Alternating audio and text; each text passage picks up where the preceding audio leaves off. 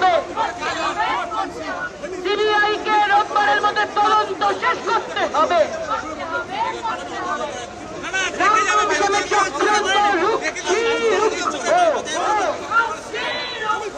রামবাম সামনে চক্রান্ত চলছে না, চলবে না।